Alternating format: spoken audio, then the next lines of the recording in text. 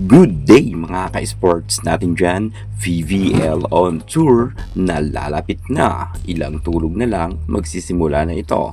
Frameline Cool Smashers hindi magpapatinag kung saan target talaga nila na makuha nila ang ikalawang champion sa conference ngayong 2026. Sa All Filipino Conference, nagkaroon nga sila ng gintong medalya. Ang tanong, pagdating sa VVL on Tour, kayanin kaya nila?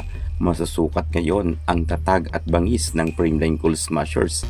Marami kasing hindi na naniniwala sa Frameline, pero taliwas ito sa mga nasabi nating bashers na kung saan sinusukat talaga nila ang CCS at sinasabi na sa kangkungan na raw ito pupulutin. Pero sa All Filipino Conference, kita natin na mayagpag ang Frameline.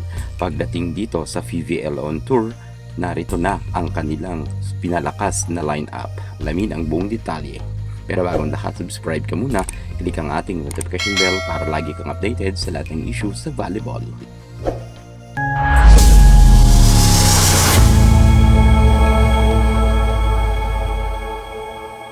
Maraming team ang gusto pataubin ang malakas na team na Frameline Cool Smashers. Sa kabilang banda ay nabibigo nga sila. Ngayong 2026, dumaan talaga sa butas ng karayom ang ibang team bago nila talunin ang CCS.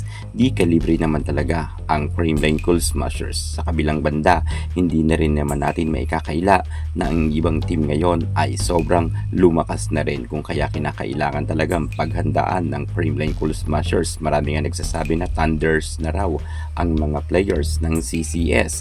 Sa kabilang grabe ang mga pangbabash sa Frameline ng ibang fans ng ibang team, nananatili pa rin ang Frameline na matatag at ang pangmalakasan ng Frameline Cool Smashers ay hindi talaga papaawat sa VVL on Tour. Mukhang kayang-kaya nila muli magkaroon ng gintong medalya. Narito na ang pangmalakasang lineup. Pangungunahan pa rin ang nag-iisa nating Phenom superstar Alyssa Valdez bilang team captain ng Frameline Cool Smashers, at kasama pa rin siya sa first six lineup bilang outside hitter. Si Alyssa ay isa sa mga veteran player na talagang maaasahan.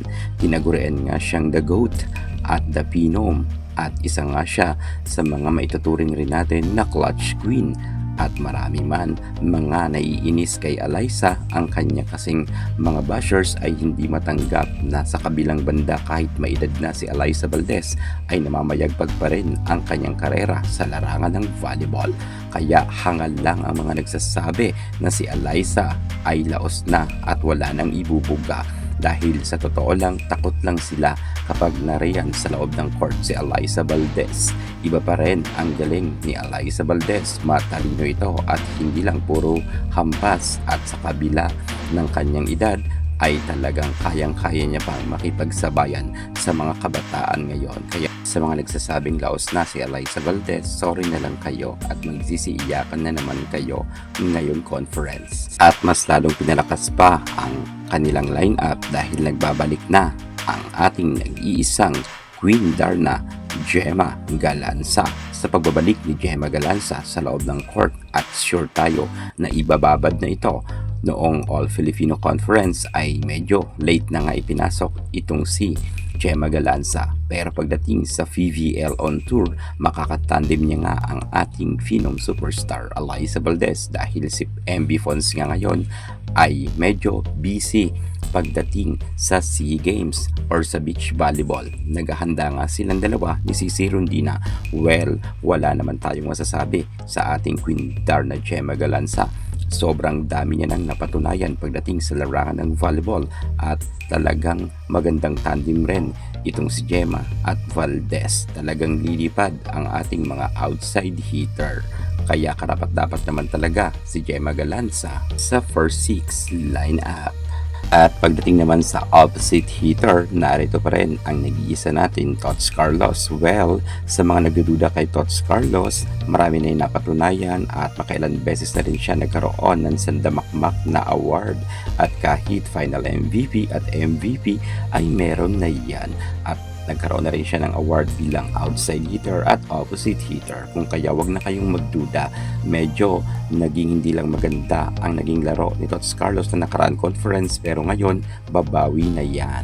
Less error lang at alam ko malaki ang maiaambag muli ni Tots Carlos. Medyo nagkaka-error lang nga siya sa kanyang mga services, pero kapag naging maganda ang kanyang services, kabahan na kayong lahat kay Tots Carlos. At pagdating naman sa setter, hindi pa rin magbabago ito. Si Gia Murado de Guzman pa rin ang mangunguna. Isa nga siya sa mga pinakamagaling natin na setter sa ating bansa at marami na siyang napatunayan. Sa Pilipinas man o sa ibayong dagat ay talagang tumatak na ang pangalan ni Gia Murado de Guzman at tinagurian nga siyang Gia Amazing.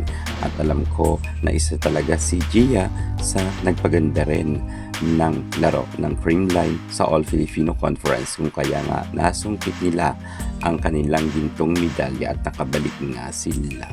Aasahan natin na talagang mamamayagpag pa rin ang Creamline dahil nga sa magaling natin na setter na si Gia Amazing. At wala nang kukontra dyan, talagang magaling siya at isa siya sa mga pioneer rin pagdating dito sa CCS. Katandem niya nga ang ating nag-iisang superstar na si Eliza Valdez.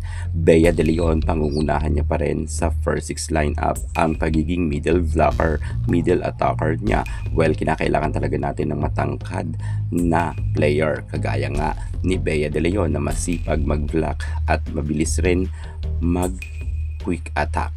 At isa nga itong si BDL sa mga makikitaan talaga natin ngayon conference ng pagpupursigi pa muli para masungkit nga nila ang kanilang gintong medalya sa PVL on Tour.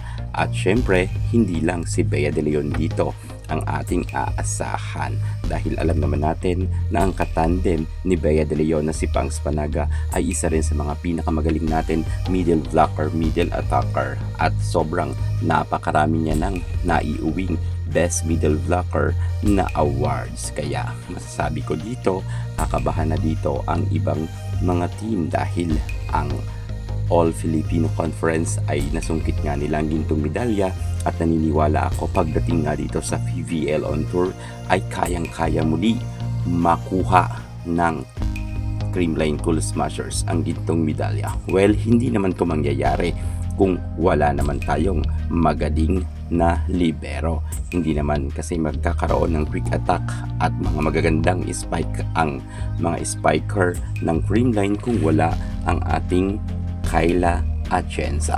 Si Kayla Atienza ay isa sa mga pinakamagaling rin natin na libero kaysa international ay meron na yan award.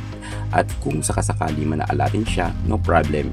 Napakaraming libero ng Creamline na nasa bench at alam ko lahat yan ay di kalibre at mga magagaling. So yan na nga mga ka-sports natin dyan na ipinasilip ko na sa inyo ang pangmalakasan first six lineup ng Creamline Cool Smashers sa paparating na PVL on Tour 2026. Good luck sa Creamline team!